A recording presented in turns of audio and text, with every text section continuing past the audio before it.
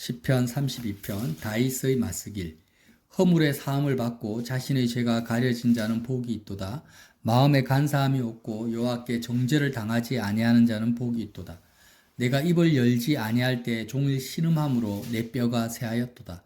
주의 손이 주야로 나를 누르시오니 내 진액이 빠져서 여름 가뭄에 마름같이 되었나이다. 셀라.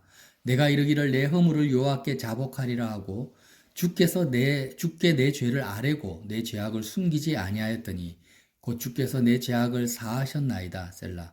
이로 말미암아 모든 경건한 자는 주를 만날 기회를 얻어서 주께 기도할지라. 진실로 홍수가 범람할지라도 그에게 미치지 못하리이다. 주는 나의 은신처이오니 환난에서 나를 보호하시고 구원의 노래로 나를 두르시리이다. 셀라. 내가 내 갈 길을 가르쳐 보이고 너를 주목하여 훈계하리로다. 너희는 무지한 말이나 노새같이 되지 말지어다. 그것들은 제갈과 굴레로 단속하지 아니하면 너희에게 가까이 가지 아니하리로다. 악인에게는 많은 슬픔이 있으나 여호와를 신뢰하는 자에게는 인자하심이 두루리로다.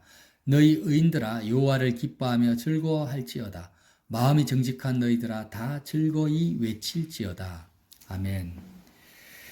여러분 시편 32편의 배경은 다윗이 밧세바와 간음을 하고 그 밧세바의 남편 우리아를 죽인 다음에 이제 회개하죠. 나중에 회개하고 나서 이 회개한 여러 가지 사건들을 배경으로 작성한 시라고 사람들이 이야기를 합니다. 그래서 이 회개라는 것은 여러분 꼭 기억해야 됩니다. 회개는 하나님 아버지의 유일한 도움을 경험한 자만이 할 수 있는 것이 회개입니다. 내가 이것은 나쁜 일이고 저것은 좋은 일이고 이렇게 하면 죄악된 일이니까 이 일을 버려야 되겠다. 그래, 내가 하나님을 사랑하라고 하니까 그것이 의로운 것이니까 내가 하나님을 사랑해야 되겠다라고 마음에 작정을 한다고 해서 되어지는 게 회개가 아니에요. 회개를 윤리적이고 도덕적이고 율법적으로 이해를 많이 합니다.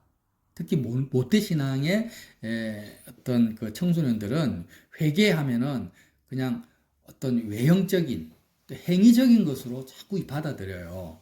그래서 내가 율법적으로 이 율법을 어겼으니까, 간음을 했으니까, 도둑질했으니까, 누구를 미워했으니까 이것은 잘못된 것이고 하나님의 심판을 받으면 안 되니까 내가 회개해야 되겠다. 하나님 잘못했습니다. 이런 식으로 회개를 해요.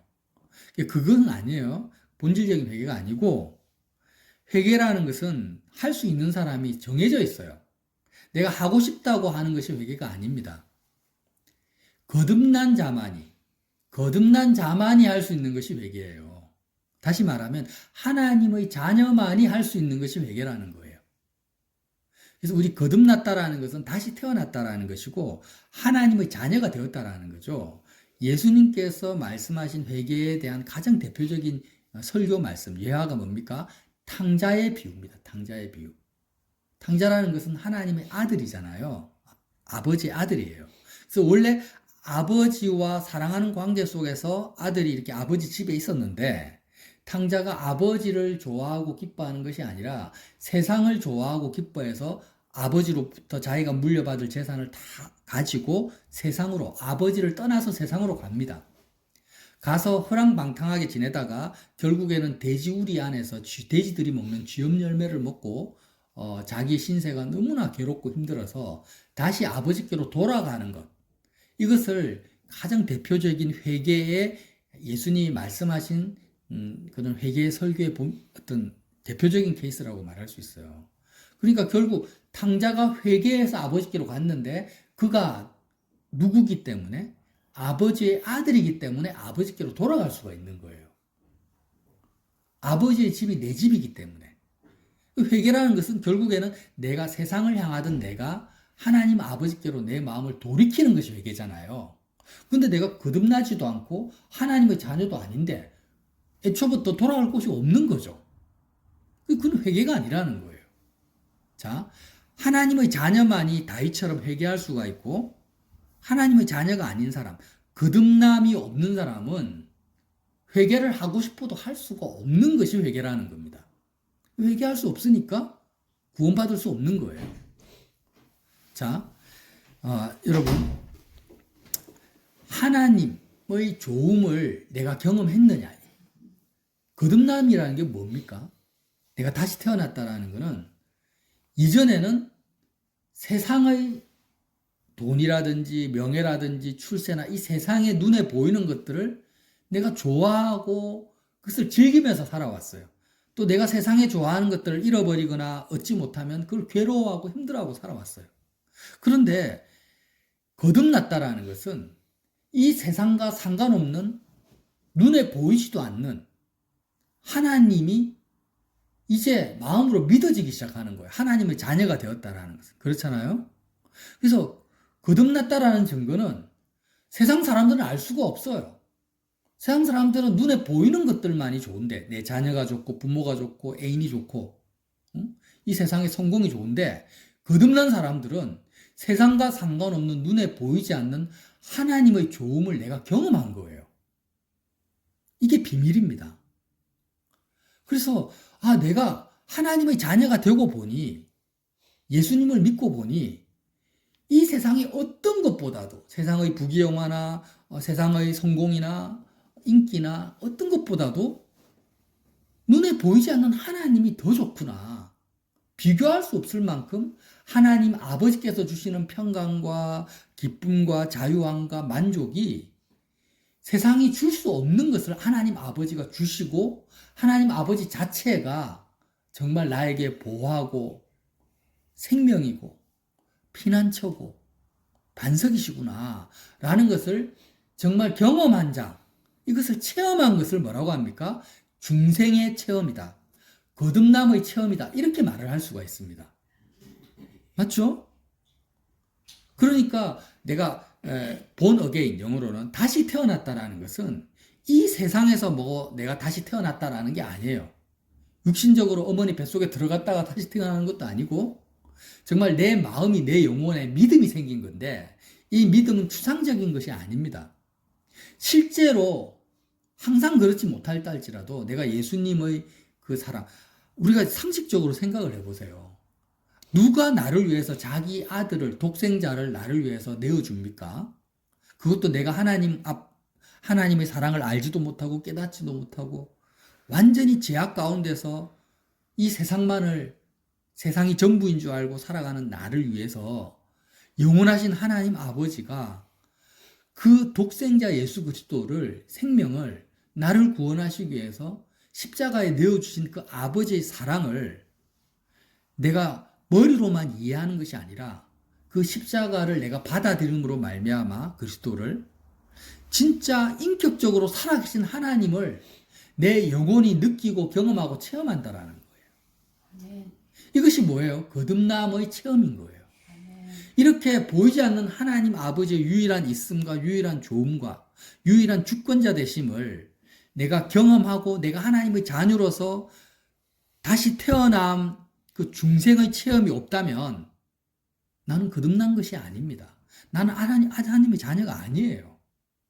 꼭 기억하십시오. 나 자신은 거듭났는가? 다시 한번 이야기합니다. 이 세상의 어떤 것보다도 하나님 아버지가 가장 좋으시다. 하나님 아버지 자체가 가장 나의 기쁨이 된다라는 것을 체험하고 경험한 사람이 누구다? 하나님의 자녀라는 거예요. 이렇게 체험하고 경험한 사람들이 이제 어떤 일이 벌어집니까? 다윗은 어릴 때부터 그렇게 하나님의 자녀로서 살아왔어요. 세상의 부귀영화나 이 세상의 그 왕권을 추구한 것이 아닙니다. 그러다가 다시 왕이 되었다가 어느 날 목욕하는 밧세바를 보게 됩니다. 그래서 이 여인 밧세바의 육체적인 아름다움에 마음이 끌려서 하나님을 기뻐하는 다윗이 그 순간 하나님 아버지를 마음에서 버려버립니다. 버려버리고 밧세바를 다윗의 기쁨으로 취합니다. 취하기 위해서 어떤 짓을 합니까?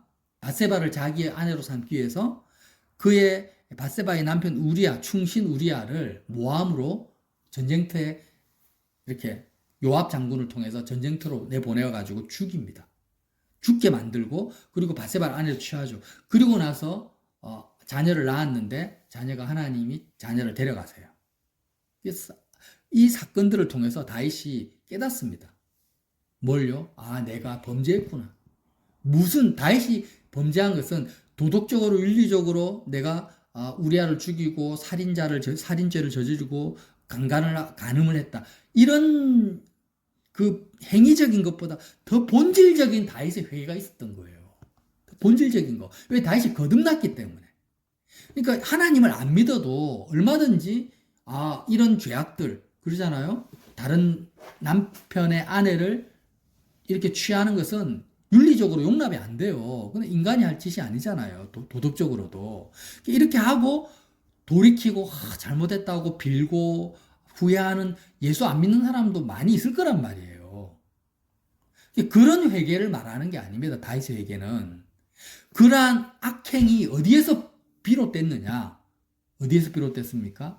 하나님을 내가 기뻐하고 즐거워해야 되는 이 하나님의 자녀로서의 위치에서 탕자처럼 아버지를 버리고 세상으로 떠나간 거예요. 다윗의 마음이. 아멘. 그 하나님을 기뻐하지 않고 세상을 즐거워하는 그 상태에서 그 행위의 결과로, 행위가 아니죠. 그 마음의 변화의 결과로서 나타난 행위가 뭡니까? 간음이고 살인이라는 거예요. 그래서 세상 사람들은 단지 행위적으로 간음하고 살인한 것을 회개하지만 다윗은 더 본질적으로 내가 하나님을 기뻐하지 아니하는 나를 십자가에 못 박는 회개를 했다라는 거예요. 그래서 정말 회개는 뭐냐? 다윗처럼 거듭난 자. 하나님 아버지만이 눈에 보이지 않아요. 손으로 만질 수도 없어요. 세상 사람들은 이해할 수가 없어요. 돈을 즐거워한다, 기뻐한다. 너무나 이해가 되죠. 그죠? 권력과 권세를 내가 좋아한다. 성공과 출세를 내가 좋아한다. 세상 사람들 다 이해합니다. 다 공감해요. 그런데 눈에 보이지도 않는 하나님을 내가 즐거워한다, 기뻐한다. 말로 표현할 수도 없어요. 이야기해도 이해할 수가 없어요. 물어보겠습니다. 그럼 여러분은 이해가 되십니까? 체감이 되세요? 근데 다윗의 마음속에 그렇게 목동으로서 부모에게 버림받아가지고 어릴 때부터 사자밥이 될 수 있는 곰과 사자의 위협 속에서 새벽 이슬을 맞아가면서 양치는 그 고난 속에서도 하나님을 기뻐함으로 다윗이 기쁘게 살았단 말이에요. 아무 무명한 상태에서. 그런 하나님을 기뻐하는 하나님의 기쁨과 즐거움 대심이 다윗의 마음에서 어느 싹 사라져 버려요. 그게 없어져 버려요. 다윗은 너무나 고통스러운 거예요. 숨이 턱턱 막히는 거예요. 하나님을 즐거워하는 이 기쁨이 없어요. 세상 사람들은 알 수가 없죠. 자, 보세요. 3절, 오늘 시편 32편 3절에 뭐라고 합니까? 내가 입을 열지 아니할 때 종일 신음함으로 내 뼈가 새하였나이다. 밧세바의 사건이 있었을 때 다윗을 괴롭히는 사람이 아무도 없었어요. 인간적으로 육적으로 다윗이 고통스러워할 이유가 아무것도 없어요. 근데 왜 종일 신음함으로 다윗의 뼈가 새한다고 합니까? 너무나 고통스러워 뼈가 마른다 이거예요. 뼈속까지. 정말 몸이 아프면 몸살 한번 알아봤어요? 진짜 몸살이 지독하게 오면은요 정말 뼈가 아파요. 살이 아픈 것을 더 넘어서는 거예요. 근데 다윗의 마음속에 종일 숨도 쉴 수가 없어요. 숨이 턱턱 막힐 정도로 신음하는 이 여름 가뭄의 마름같이 뼈짝뼈짝 마음이 타 들어가는 겁니다. 이런 상태가 왜 일어납니까? 도대체 어떤 일 때문에? 아무도 다윗을 괴롭히는 사람이 없는데 다윗 마음속에 하나님을 기뻐하는 하나님의 좋음이 사라져버린 거예요. 이 영적 고통 가운데서 다윗이 뭘 합니까? 회개하는 거예요. 여러분 시편 37편에 이런 말씀이 있어요. 4절에 또 여호와를 기뻐하라. 그가 내 마음의 소원을 내게 이루어 주시리로다. 내 길을 여호와께 맡기라. 그를 의지하면 그가 이루시고 너의 의를 빛같이 나타내시며 내 공의를 경우의 빛같이 하시리로다. 여호와를 기뻐하라고 합니다. 다윗이. 그런데 뭐라고 합니까? 그가 내 마음의 소원을 내게 이루어 주시리로다. 도대체 무슨 말씀입니까? 여호와를 기뻐하는 자에게는요 소원이 있을 수가 없어요. 유일한 좋음이신 하나님을 내가 지금 기뻐하고 있는데 하나님보다 더 좋은 게 없어요. 실제로 그의 마음속에는. 이 세상의 어떤 것도 자녀나 권세나 이 세상의 어떤 것도 내 마음에 기쁨이 되지 않습니다. 하나님만이 기쁜 상태인데 어떻게 세상을 향한 소원이 있을 수가 있어요. 그런데 다윗은 여호와를 기뻐하라. 그가 내 마음의 소원을 이루어 주신대. 이 소원은 뭐냐? 하나님을 기뻐하고 있는 사람의 마음속에 드는 소원은 그 사람의 소원이 아니에요. 하나님 아버지의 소원인 거예요. 아멘. 그러니까 내가 이 세상의 것들을 소원하고 있잖아요. 이 세상이 어떤 것, 내가 몸이 건강해지기 바래요. 내가 자녀들이 잘 되기 바래요. 내가 사업이 잘 되길 바래요. 이런 소원을 가지고 있는 상태에서는 하나님을 기뻐할 수가 없죠. 하나님을 기뻐하는 게 불가능해요. 근데 하나님을 기뻐하는 사람은 궁극적으로 전제 조건이 있는데 이 세상을 향한 소원이 없는 상태예요. 자, 그러면 다시 한번 우리가 우리 자신에게 물어봅시다. 하나님을 기뻐하지 못하게 만드는 원수는 누굽니까? 방해거리는. 세상을 향해서 소원을 가지잖아요. 사업이 잘 됐으면 좋겠다. 이런 소원을 가지고 있는데 사업이 안 되게 만드는 정치 경제 상황이라든지, 뭐 예를 들어서 어떤 그런 손님들 있잖아요. 어떤 손님들? 진상 손님이라든지 뭐 이런 것들이 하나님을 기뻐하지 못하게 하는 방해거리입니까? 아니죠. 하나님을 기뻐하지 못하게 하는 유일한 방해거리는 세상의 상황이나 문제나 사건들이 아닙니다. 하나님을 기뻐하지 못하게 만드는 유일한 것은 세상을 향해서 소원을 가지고 있는, 세상을 기뻐하려고 하는 나 자신밖에 없어요. 아멘. 그렇잖아요. 그러니까 요 하나님만을 유일한 종으로 생각하지 않고 이 세상의 것들을 내가 기뻐하고 좋아하고 즐기는 그런 나라는 존재 자체가, 세상을 사랑하는 나라는 존재만이, 나 자신만이 하나님을 기뻐하지 못하게 하는 유일한 방해거리라는 거예요. 오히려 세상을 향해서 소원을 가지고 있는 나를 방해하는 상황이나 문제들은 하나님을 기뻐하게 만드는 어떤 원동력이 될 수가 있어요. 돕는 장치가 될 수 있다는 거예요. 내가 세상을 추구하고 있는데 오히려 그것을 잘 되게 만들어주면 더 세상을 향해 내 마음이 갈 거 아니야. 근데 오히려 방해를 하고 이렇게 브레이크를 잡아주니까 하나님께로 마음을 돌이킬 수 있는 기회를 제공해 주는 거 오히려. 예를 들어서 내가 몸이 아프다든지 사업이 안 된다든지 자녀가 막 내 마음에 안 든다든지 이런 것들은 하나님께로 마음을 돌이킬 수 있는 헬퍼, 원동력이 될 수가 있는데 오히려 세상을 사랑하는 나 자신밖에 없는 거예요. 그래서 어떻게 합니까? 예수님이 십자가에서 죽으실 때 나와 함께 죽자라는 거예요. 어떤 나가? 하나님을 유일한 조음으로 생각하지 않고 세상을 즐거워하고 기뻐하는 너 자신을 미워해라. 아시겠습니까? 어떤 나? 하나님을 기뻐하지 않고 세상을 사랑하는 나를 내가 유일하게 미워해야 돼요. 그런 나를 내가 미워하고 그게 원수. 원수가 다른 게 원수가 아니라 세상을 사랑하는 나 자신이 원수인 거야. 하나님이 그런 나를 미워하시는 거예요. 저주하시는 거예요. 심판하시는 거예요. 그래서 하나님의 자녀들은 다윗처럼 그런 나를 미워하는 거예요. 아, 내가 지금 뭘 기뻐하고 있냐? 내가 어떤 소원을 가지고 있냐? 세상을 향해서 이랬으면 좋겠다, 저랬으면 좋겠다라고 소원하는 나를 미워하면서, 죽기까지 미워하면서, 예수님, 나는 예수님과 함께 십자가에서 죽었습니다. 내 마음은 이제 나를 벗어버리고, 육신의 나를 벗어버리고, 하나님 아버지께로 가기 원합니다. 정말 눈에 보이지 않지만, 내 육신으로 경험할 수 없지만, 내 영혼과 마음으로 경험할 수 있는, 내 마음을 채워주시는 하나님 아버지만을 내가 기뻐하기 원합니다. 탕자의 고백이 내 속에서 나오는 거예요. 이것이 뭐예요? 회개라는 것입니다. 회개. 그러니까 저는요, 거듭나지 않은 사람, 하나님 아버지의 조음을 체험하지 않은 사람에게는 회개를 기대하지 않습니다. 여태까지 그는 하나님 자녀가 아닌 거예요. 아예 회개할 수 있는 바탕 자체가 없는 거예요.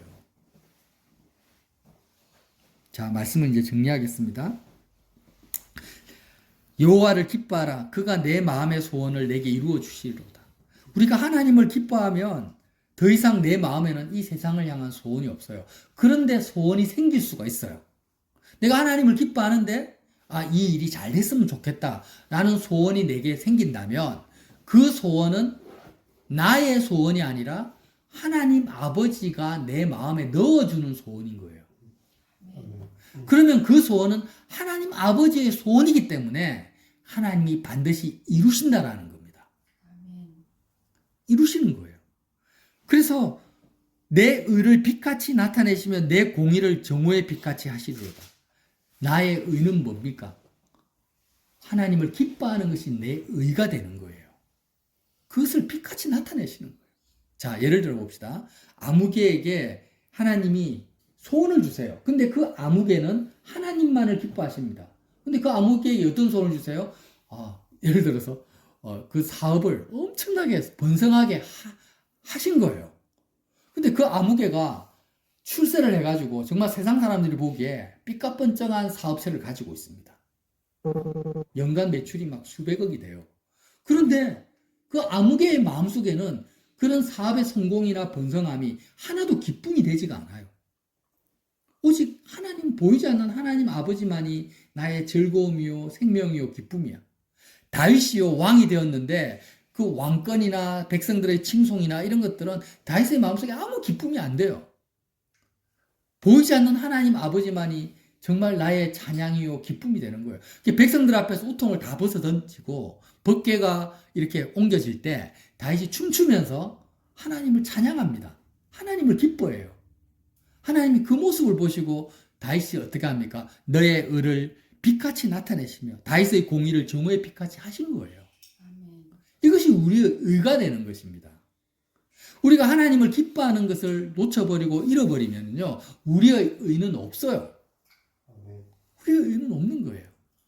그래서 저와 여러분이 이 다윗의 시편 32편 말씀을 우리의 마음속에 새겨서 항상 회개합시다.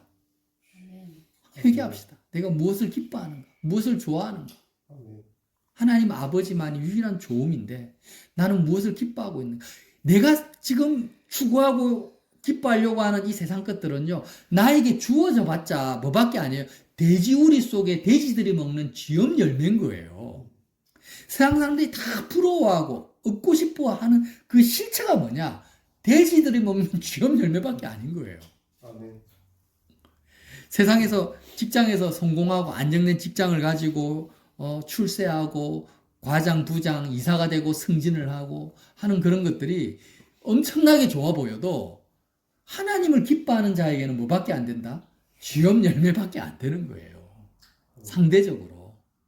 그러니까 우리는 지금 내가 뭘 가지고 있든 안 가지고 있든 상관없이 예수 그리스도를 따라서 그리스도와 함께 죽고 세상을 기뻐하고자 하는 나는 죽고 주님과 함께 다시 내 마음이 하나님 아버지께로 향해서 하나님 아버지만을 기뻐하고 즐거워하는 저와 여러분 되시기를 예수님 이름으로 빌어드립니다. 아멘.